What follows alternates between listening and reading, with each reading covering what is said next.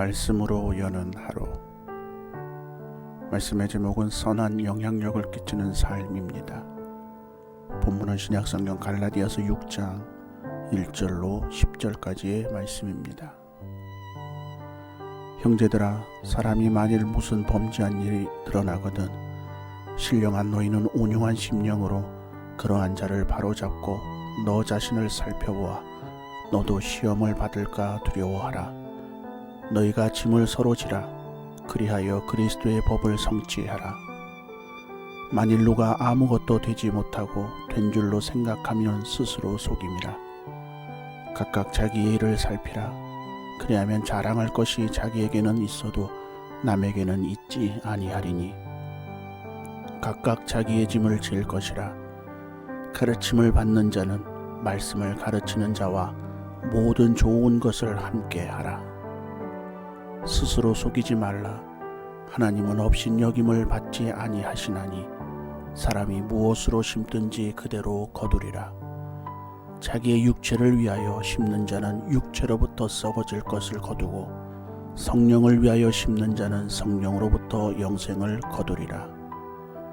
우리가 선을 행하되 낙심하지 말지니 포기하지 아니하면 때가 이름에 거두리라. 그러므로 우리는 기회 있는 대로 모든 이에게 착한 일을 하되 더욱 믿음의 가정들에게 할지니라. 아멘. 우리는 성공을 최고의 가치로 여기는 사회에 살고 있습니다. 일반적으로 많은 돈을 벌거나 높은 지위를 갖게 되었을 때, 많은 사람들에게 인정을 받았을 때 성공했다는 말을 합니다. 학교에서는 높은 성적을 내는 학생이 훌륭한 학생이라는 평가를 받고, 회사에서는 좋은 실적을 내는 직원이 인정을 받고 높은 연봉과 직책을 얻게 됩니다. 그렇기 때문에 많은 사람들은 좋은 평가와 결과를 얻을 수만 있다면 그 방법을 배우기 위해 재정과 시간, 노력을 아끼지 않고 쏟아붓습니다. 그런데 여기에 문제가 있습니다. 모두가 세상이 규정한 성공을 할 수 없기 때문입니다. 또한 성공 지향적인 삶은 자신의 실수를 용납하지 못하도록 만들어 사람들에게 나쁜 평가를 받게 되는 경우 자연스럽게 자신의 가치를 낮게 여기며 좌절하고 낙심하도록 합니다. 우리는 어떤 인생을 살기 위해 노력하고 있습니까?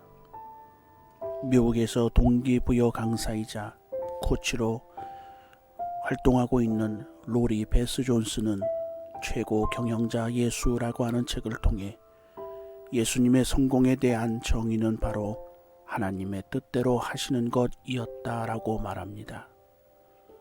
그리스도인들이 따라야 하는 인생의 가치는 바로 예수님께서 그러하셨듯이 하나님의 뜻대로 살아가는 것입니다. 그렇다면 우리가 살아야 하는 하나님의 뜻은 무엇일까요? 오늘 말씀을 통해 하나님의 뜻을 따라 살아가는 그리스도의 모습이 어떠한 것인지 살펴보며 하나님의 귀한 은혜를 나누고자 합니다. 첫째로, 낙심하는 마음을 즉시 돌이켜야 합니다. 본문의 바울은 갈라디아 교인들에게 선한 일을 하다가 낙심하지 말라고 권면했습니다. 낙심이란 의욕이나 용기를 잃는 것을 말합니다. 갈라디아 교인들은 분명히 옳은 길을 가고 있었습니다. 그러나 그들은 마음에는 그리스도인으로서 주변의 인정을 받고 싶은 마음과 선한 행동으로 남들보다 낫다는 칭찬을 듣고 싶었는지도 모릅니다. 갈라디아 교인들은 그들이 생각하는 성공적인 그리스도인의 모습으로 생활을 하여도 변화되지 않을 것 같은 주변 분위기와 삶으로 인해 좌절하고 낙담하였습니다. 처진 어깨와 풀죽은 얼굴로 어기적거리다가 육체적으로 피곤해졌으며 결국 타성에 젖어 뚜렷한 열매를 거두지 못했습니다. 거기에 박해와 경제적으로 어려운 상황이 반복되자 그리스도인으로서의 신성한 봉사와 충성을 권태와 성가신 일로 여기게 되었습니다. 여기에 바울은 갈라디아 교인들을 향해 낙심하지 말라라고 격려하는 동시에 의욕을 잃고 믿음의 길에서 이탈하면 안 된다는 위로의 메시지를 보냈습니다. 낙심은 그리스도인들에게 해로운 영혼의 패스트인 것입니다. 은밀하게 마음의 자리로 돌아와 영적 생명의 죽음으로 몰고 가기 때문입니다. 낙심이 커지면 그리스도인의 정체성은 작아집니다. 그런데도 그리스도인들은 낙심을 지혜롭게 대처하지 않고 있습니다. 자신이나 타인이 낙심했을 때 그 상황을 방관하는 것은 병을 확산시키는 위험한 것임을 인식해야만 합니다. 낙심에 우리 마음의 자리를 내어주지 말고 하나님의 말씀을 통해 마음을 환기시켜 확고히 대처하는 믿음의 도전이로 하나님의 영광 가운데 나아가는 삶을 살아가야 될 줄 믿습니다. 둘째로 사랑의 수고는 삶의 문제를 해결해 줍니다. 사도 바울은 갈라디아 교인들에게 신앙 공동체로서 상호 협력하고 보완하는 사랑의 공동체를 이루어갈 것을 강력하게 권면합니다. 바울이 말하는 짐은 당시 갈라디아 교인들을 범죄에 빠뜨렸던 시험거리들을 말합니다. 그리고 그들을 근심과 염려에 잠기게 하는 것들도 포함합니다. 혼자서 어려운 시험거리를 안고 가게 되면 그 무게에 짓눌려서 헤어나오기가 어렵습니다. 그러나 같은 신앙을 가진 그리스도인들이 돕고 협력하면 보다 쉽게 문제를 극복할 수 있게 됩니다. 그래서 바울은 너희가 짐을 서로 지라 그리하여 그리스도의 법을 성취하라 라고 말한 것입니다. 우리의 삶에도 우리를 어렵게 하는 상황과 환경이 예상하지 못한 순간에 다가옵니다. 그럴 때일수록 하나님의 도우심을 바라보며 공동체 안에서 서로 의지해야 합니다. 많은 사람들은 낙심하게 되는 상황이 오면 시선이 땅으로 내립니다. 부족한 자신의 모습, 불안한 자신의 자리, 끝내고 싶은 힘든 순간, 아무리 도와주지 않는 상황을 보면서 더욱더 낙심하게 됩니다.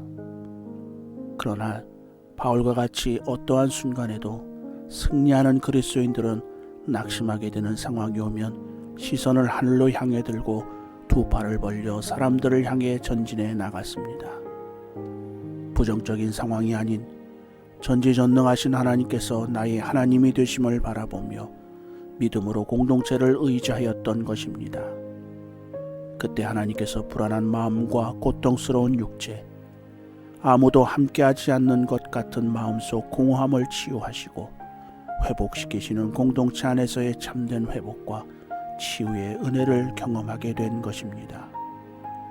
이처럼 우리의 신앙생활에서도 하나님의 선하심을 바라보며 공동체 안에서 서로의 짐을 지려는 시도가 필요합니다. 내 삶 속에 자리 잡고 있던 문제는 사라지고 믿음이 그 자리를 차지하여 하나님의 뜻을 따라 살아가는 복된 주님의 일꾼이 될 것입니다. 셋째로 선한 영향력을 끼치며 살아야 합니다. 예수님은 달란트 비유를 말씀하시며 주인이 맡긴 달란트를 유용하게 사용한 두 종을 이렇게 칭찬하셨습니다. 잘하였도다 착하고 충성된 종아, 내가 적은 일에 충성하였음에 내가 많은 것으로 내게 맡기리니 내 주인의 즐거움에 참여할지니라 하고 라고 말씀합니다.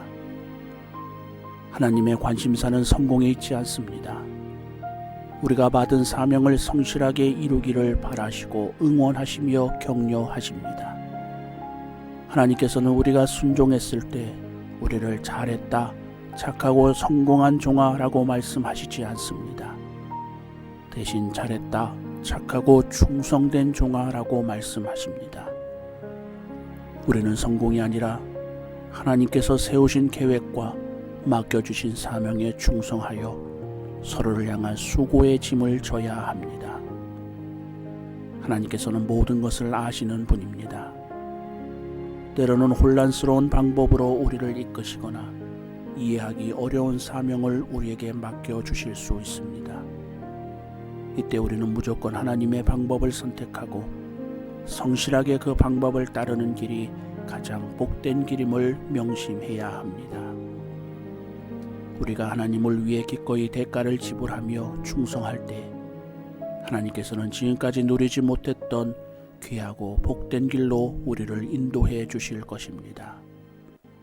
장차 영원한 나라에서 거둘 참된 성공과 이 땅에서의 사라질 영광은 다르다는 사실을 잊지 말고 서로를 향한 선한 영향력을 끼침으로 하나님의 온전한 뜻을 이루는 믿음의 귀한 삶을 살아가는 은혜의 삶이 되시기를 주님의 이름으로 축복합니다. 기도하겠습니다. 우리를 가장 선한 길로 인도해 주시는 주님의 은혜에 감사드립니다. 우리 안에 일어나는 수많은 일들 속에서 언제나 하나님의 말씀에 충성하며 낙심하지 않게 하시고 묵묵히 삶 속에 충성으로 씨앗을 심어 귀한 열매 맺는 삶을 살게 하여 주시옵소서. 세상의 성공보다 하나님께 인정받는 충성된 종이 되게 하여 주시옵소서.